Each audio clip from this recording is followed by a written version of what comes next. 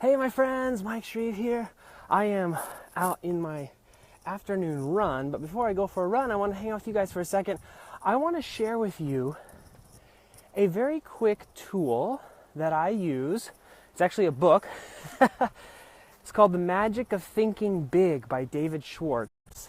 Anytime that I feel kind of discouraged or like I'm losing the magic, the passion is gone, I'm just not getting to where I want to be, it's a book that I return to over and over again.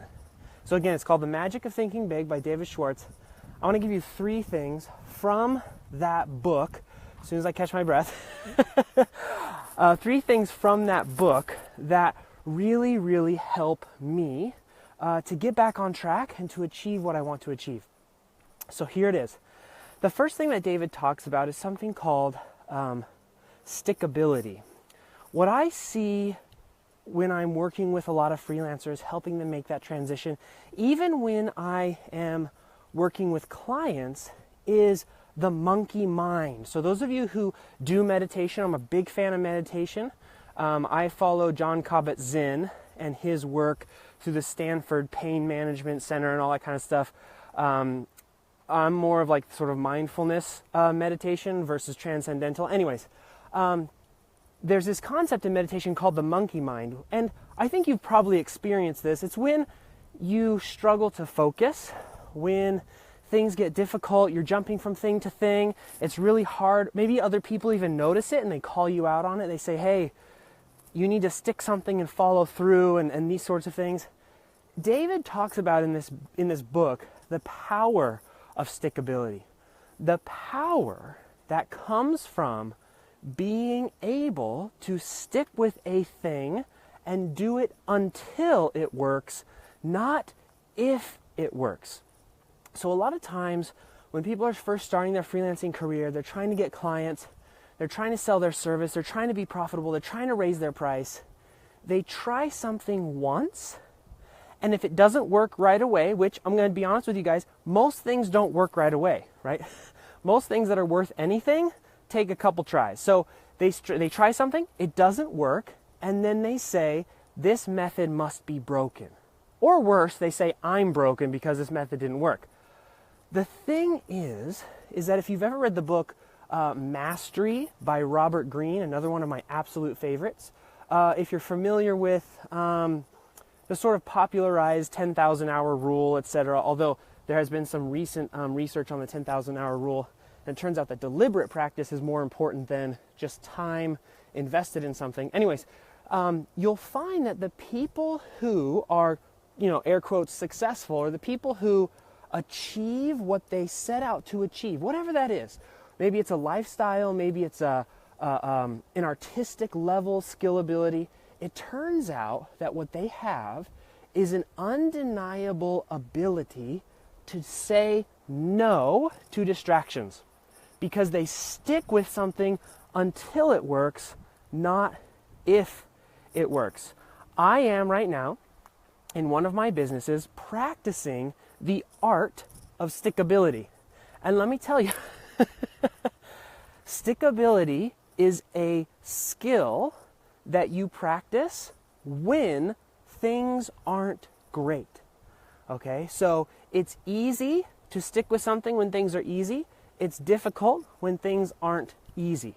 I highly recommend that you pick up the book. You can get it from your library. It's like in almost every library there is, called The Magic of Thinking Big by David Schwartz. He gives a lot of really cool tips and tricks on the art of stickability and how to get through things, how to stay focused, how to make sure that you aren't jumping from thing to thing. So that's the first thing I just want you to consider. Am I practicing stickability here? If I just stuck with something, would that help me get to where I want to go? The answer, of course, is yes, but just take stock of your life right now. Are you flip-flopping? Are you changing your ideas too often? Are you changing your mind too often? Momentum is a powerful tool, you guys. Sometimes things won't happen until, one of the things that I really, really like to share with people is a story of being 3 feet from gold. Okay, there's this really great image. You can even look it up online. Just go 3 feet from gold and look it up online.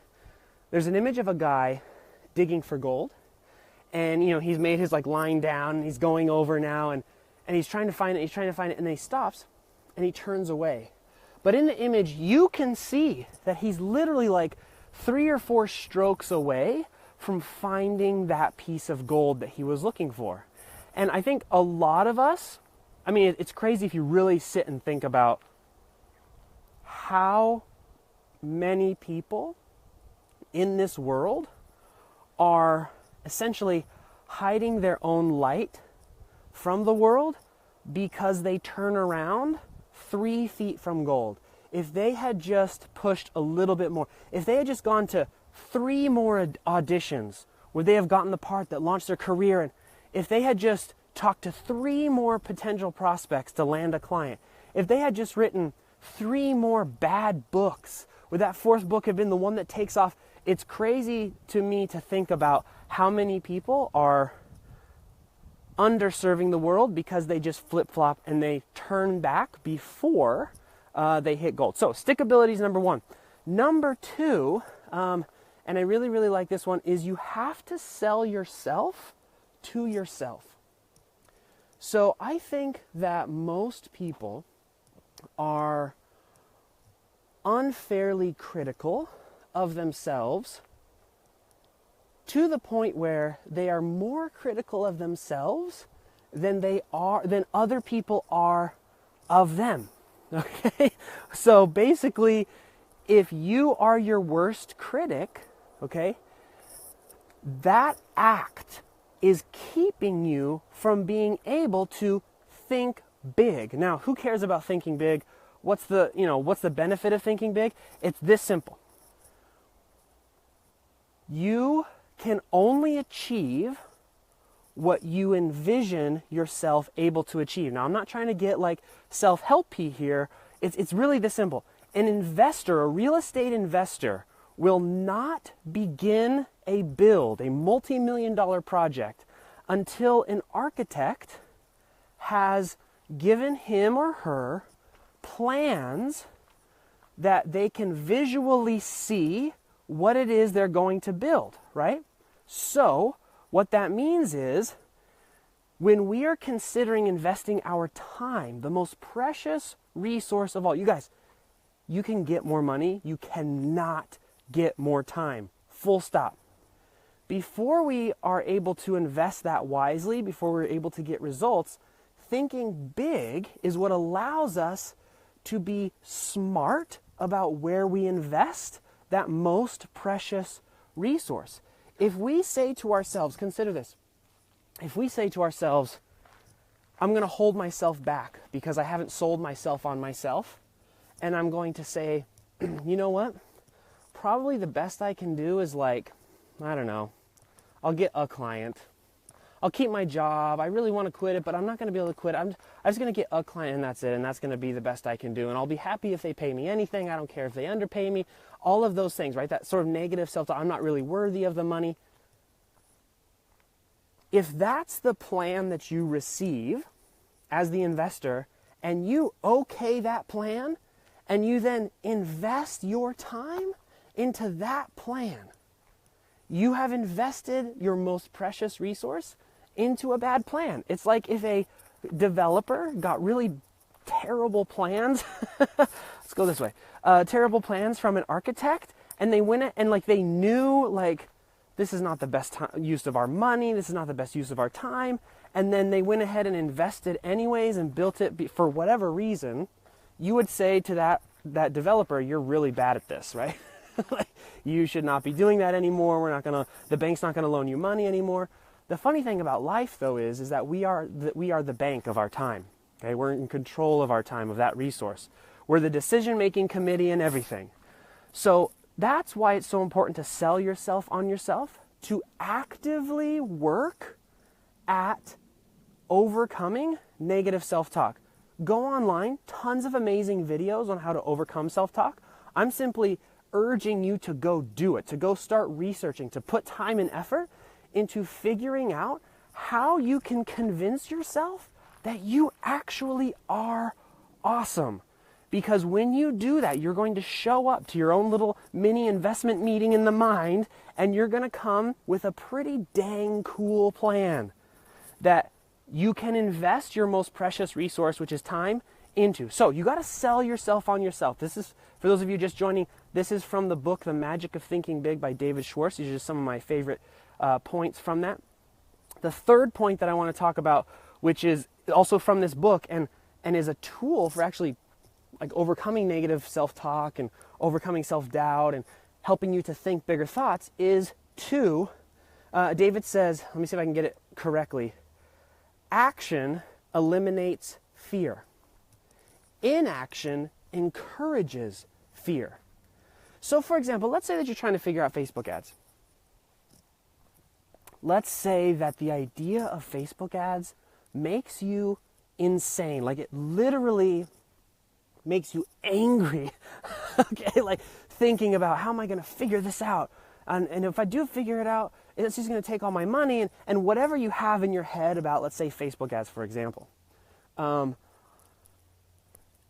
The more you don't do something, the more you wait to jump into Power Editor, or it's not even Power Editor anymore. It's they combined it now, just regular Ads Manager. The longer you wait to get in there and get your hands dirty and make mistakes, the more your fear will grow. The more your fear grows, the smaller your thinking becomes. And remember what I just talked about. Basically, that piece of architecture, whatever it is, that building that you're trying to build, it's going to keep getting smaller and smaller and smaller. And so you're investing all of this time, again, into something that doesn't actually matter, right? Or it's not going to get you to where you want to go. So his suggestion is that action eliminates fear. I promise you guys, if you think right now, what is the thing that is holding you back the most because you are afraid, for whatever reason, talking to a client, trying a new service, accepting someone paying because you're afraid maybe they're not going to like what you do, turning something into a client, whatever it is. I promise if you just go do it. And do it doesn't mean do it perfectly. It doesn't mean get all of the answers right. This isn't an elementary school test. This is real life. How you doing? Thanks. You have a good one. Yeah. Then I promise you that when you do that, what's going to happen is that fear is going to begin to shrink. And what will replace that fear is confidence. One of my mentors, Liz Benny, she taught me this concept, and I keep forgetting to share it with people. It's really powerful, to me anyways. Most of us are going through life with some kind of big dragon standing in the way. As a matter of fact, let me see if I can do this real quick. Okay, you see that trail right there? Pretend that there is a big, massive dragon in the way. We are on our way to whatever success we're trying to get to, and there's a big dragon in the way. It's really we don't know what to do about it. Oh my gosh, we don't know what to do. Liz Benny says that what a lot of people don't know about this dragon that's standing in the way, whether it's emotional or from experiences we've had that's kind of preventing us from moving forward on the path that we're on, is that you can actually just sprinkle a little bit of water, if you know where to get it, on that dragon, and that dragon will fizzle out to the point where you can just step right over it, right? All of a sudden you don't see it anymore. It's not in the way. That big scary dragon that was in the way, now all of a sudden it's small enough that you can just move out, you just step over it, right? So as you take action, that is the water that you're sprinkling on that dragon. That's helping it to fizzle out. The flames aren't scary anymore. It's allowing you to overcome whatever emotional, mental roadblocks you have, confusion, lack of knowledge. It's doing something around that fear. So again, recap from The Magic of Thinking Big, one of my favorite books by David Schwartz. Go check it out this week, you guys. Get it from your library or whatever. First is what we just talked about, which is action helps to basically decrease fear. Inaction actually grows fear.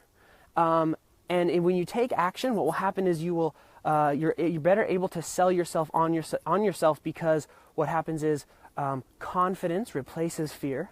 And then the last and not least is stickability. See, now here's how it all comes together. I purposely chose these three things, you guys. I can barely remember them in the order that I did, but I did have a purpose for this. When you have the confidence and that fear is going down and down, I promise you that the number one reason you jump from thing to thing is fear, is lack of confidence.